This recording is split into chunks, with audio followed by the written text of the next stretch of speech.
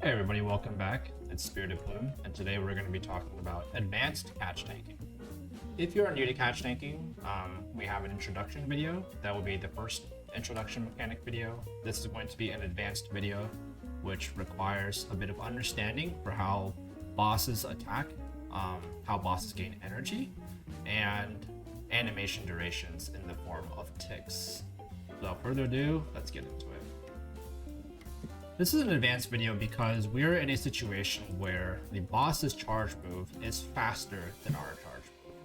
This is an example where Theorem White is casting Fusion Flare, and Fusion Flare is a 4-tick ability, otherwise 2-second animation duration. We are armed with Sunseal Strike, which is a 6, excuse that huge box. We are armed with Sunseal Strike, which is a 6-tick ability, right? And 6 ticks is 3 seconds. Which means that when our charge move is slower, there is a chance that Theorem White could possibly get another Fusion Flare off while we are in the animation of our Fusion Flare. And this comes down to when we swap into Necrozma Dustmane and whether we have casted a Sunseal Strike before Theorem is able to cast either Dragon Breath or Fusion Flare. I'll explain a little bit more in detail with the video as an example. First things first we know is that Rayquaza's moves is Dragon Tail and Breaking Swipe. These are 2-tick moves, very quick, right? So we are actually comfortably able to swap out of Rayquaza's moves very quickly when we see the Fusion Flare text pop out. So the first thing we're going to do is we're basically eyeballing the text, right? And right there we see a Fusion Flare text come out indicating, boss can use Fusion Flare. Let's break down this interaction real quick. Up to this point, Theorem White has been doing Dragon Breaths, right? So at some point it did a Dragon Breath. We're going to call this DB. Bosses attack at a rate of 3 to 4 ticks plus the animation duration of the fast move. So this is roughly ... And then it can either do Dragon Breath or Fusion Flare. Alright, Fusion Flare. One of these two. We don't know what it is. And then we see the text Theorem use Fusion Flare, so it's gone with Fusion Flare. So now Fusion Flare's animation goes off ... Fusion Flare hits. Right? This is how bosses attack. They go from essentially one move, right? They go from one move to the second. They flip a coin. If the boss has 100 energy and the coin rolls heads, they will cast a charge move. If the coin rolls tails, they'll go to the fast move. That's basically how it is. And then they'll expend the energy, right? So now we go back down and roll heads. Excuse me, that's oops. That is in yellow. Goes down here. Right? The energy drops to 0 and Fusion Flare goes off. We now wait the end. Now this is the second part of this is called a chained fast move. And we're gonna play this on half speed so you can see it. This is very important. Well, I guess I can't.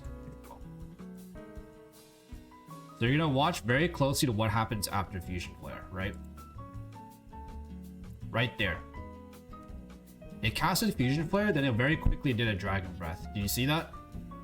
This is a mechanic called Chained Fast Move.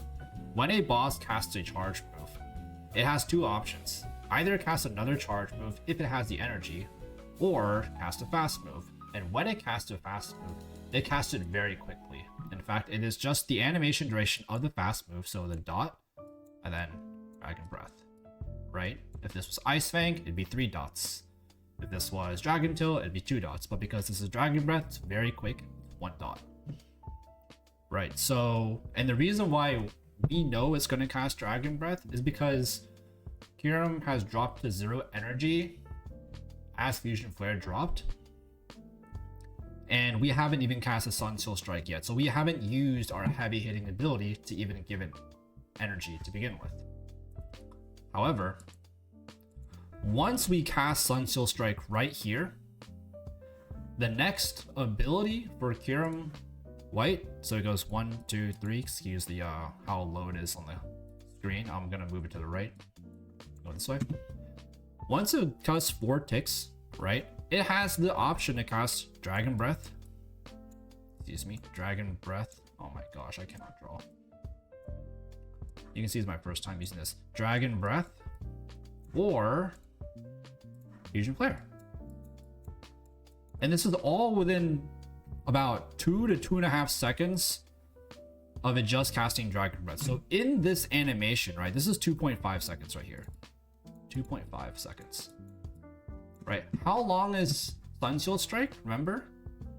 It's 3. So we have to pay very close attention inside our Sunseal Strike right here to know if it is casting Fusion Flare or an additional Dragon Breath. In this case, we kind of lucked out. It casted Dragon Breath. Right, so we don't have to worry about this chain fusion. We don't have to worry about a very quick Fusion Flare where we would actually have to swap from Solar Rush into, you know, what's the next Necrozma, right? We would have to, if it was Fusion Flare, we'd have to swap from Solar Rush into Solar Heart immediately. But because it casts Dragon Breath, we know we can safely swap back to Seiryu, back to Mega Rayquaza, and reset the pattern. So this is advanced catch tanking. This is realizing when exactly your moves are hitting, how that affects the boss's options, and anticipating those options coming into play. This is a pretty technical video, so if you have any questions, please ask me in the comments below, or please just reach out over Discord, or just watch the video very closely. This is just a solo Kiram White video back in Unova Tour in windy weather. But either way, it's very important to realize that in the main concepts of this video is when a boss can quickly get their charge move out faster than you have to pay very close attention inside your animation of your charge move of what the boss may or may not do. And that is critical to getting your optimal DPS out and making sure your catch tanks don't faint for no reason. I'll see you guys in the next video. Thank you for tuning in.